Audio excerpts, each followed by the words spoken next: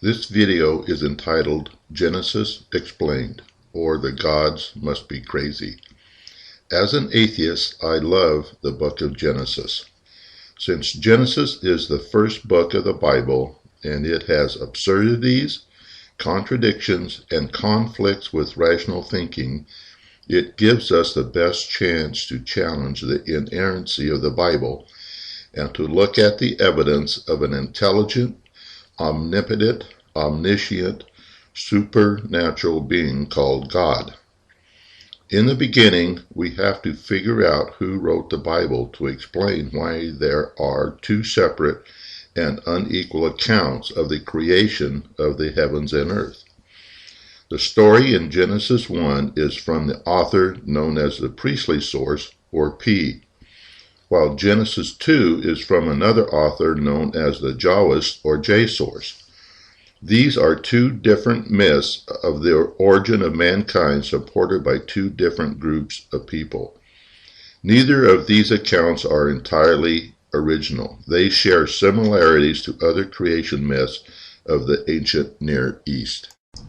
In the beginning, the two most fundamental but not often asked questions are: at the beginning of time, did God know to create the glue that holds the universe together?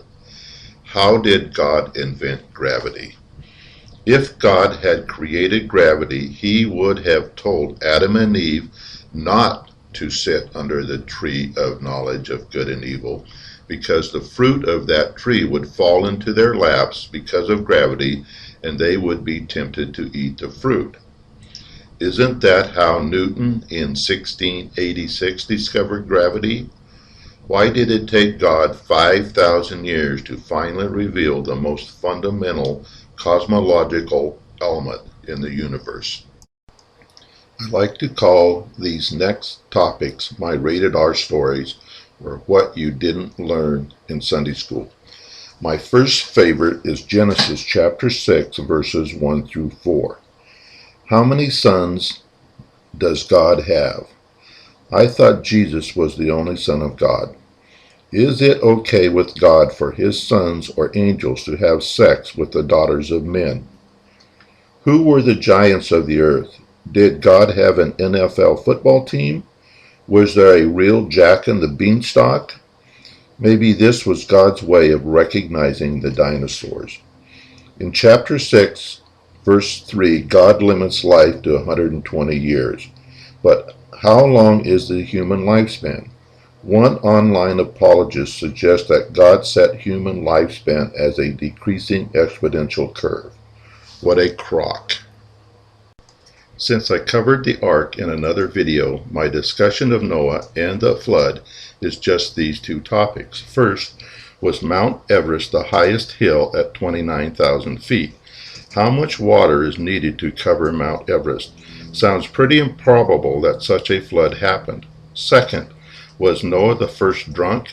Noah plants a vineyard, gets drunk, and lies around naked in his tent for his sons to see him.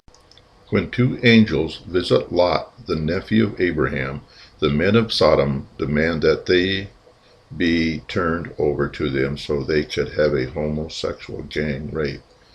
But Lot refuses and offers his two virgin daughters to the crowd to be raped instead.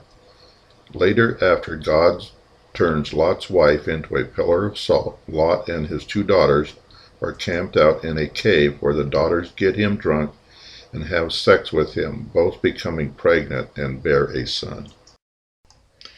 What is a good story without some violence?